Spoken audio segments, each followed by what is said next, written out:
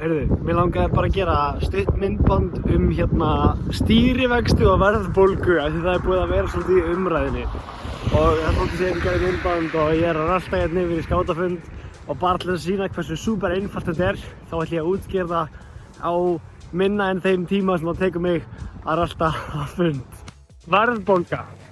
Hljómar rosalega flókið, en ef þú veist hvernig prósentur virka og hlutföll, þá það eiginlega bara það.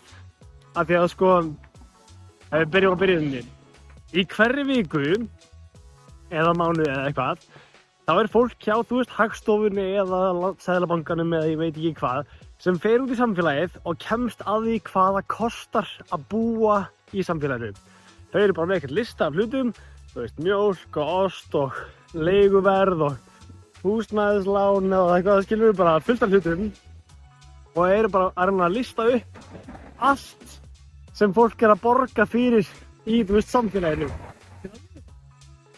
Og svo að taka við verðið á öllu þessu, henda því inn í einhverja formúlu og út kemur vísitala neysluverðs.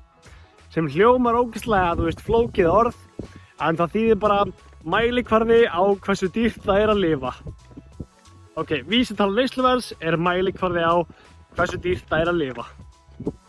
Gæti einfalt, ég vona að heyrist í mér fyrir vindinum hérna. En já, þannig að vísitala neysluverðs það. Ok, svo var það einhvern tíma, 1980 eða ég veit ekki alveg hvað, sem að fólk reiknaði þessa vísitala neysluverðs fyrst, held ég. Og þá var það bara ákveðið að hún skyldi vera 100 þá. Svona eins og þegar þú mælir eitthvað í fyrsta skiptið og segir þetta 100% af því sem ég mældi. Make sense. Ok. Þannig að vísitala neysluverðs var 100 þá og svo var hún mæld aftur. Þetta bara mæld stærð. Þetta eins og að mæla hvað þú ert hávaxinn, skilur. Þannig að svo var hún mæld aftur og ár eftir ár og borin saman við hvernig hún var árið áður. Þannig að ef hún var mæld aftur, 81, ef þetta var 80, ég man ekki alveg hvaða ár þetta var.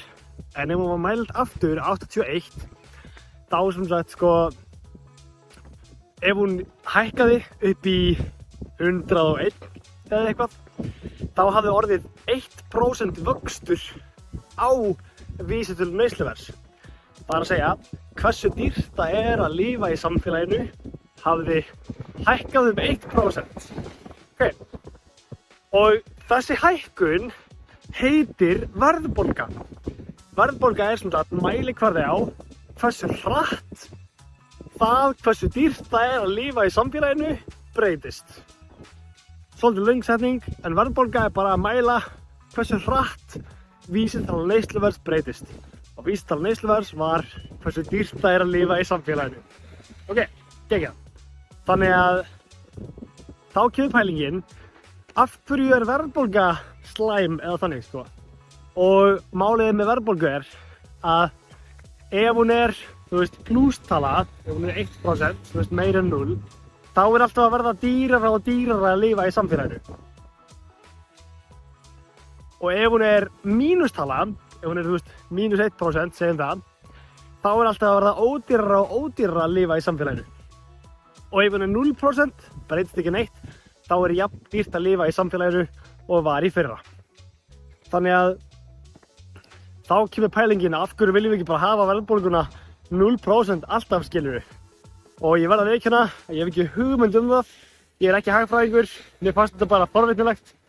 En ég leitaði aðeins á netinu og komst að því að markmið Seðlabankans, eða allavega eitt af markmiðunum, ég veit ekki hvort það séu mörg markmið eða bara þetta, en markmið Seðlabankans sem sagt að halda verðbólgu annarkvort fyrir neðan eða í kringum 2,5%. Vinnum við ég skal hafa hlekka á síðuna hérna í kassanum fyrir neðan. Og það þýðir að Seðlabankinn þarf að hafa eitthvað verkfæri til að gera það. Og þar koma stýrivextir inn. Þannig að þið að spá í, þegar fólk að tala að stýrivextir sé að hækka eða lækka og það sé böggandi eða frábært eða eitthvað, þá það út af þessum verðbólgu. Af því að Seðlabankinn að reyna að halda verðbólgunni á sínum stað.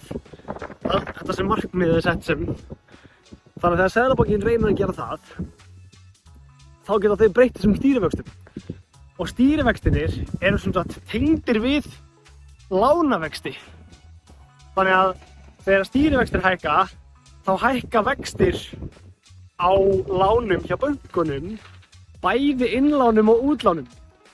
Og útlán eru svona lán eins og þegar þú ert að fara að kaupa þér hús eða bíl eða eitthvað. Tekur lán hjá bankanum, þannig að bankinn gefur þér pening og þú borgar hann tilbaka. Innlán eru þannig að þú stofnar reikning hjá bankanum, gefur bankanum pening inn á reikningin, innlán er bara það sama reikningur. Og svo borgar bankinn þér vexti tilbaka, skilurðu.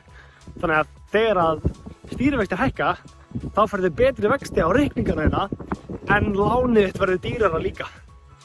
En ef stýrivextir lækka, þá færðu minni vexti á reikningana þína, en lánið þitt, það verður ódýrara. Eða þú veist, vextirnar á láninu verða skárri.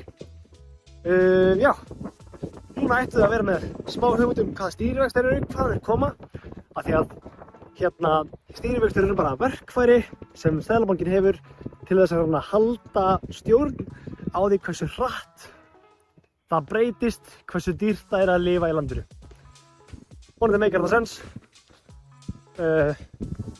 Já, sjáumst. Það tókst áður en ég mætti! Woo!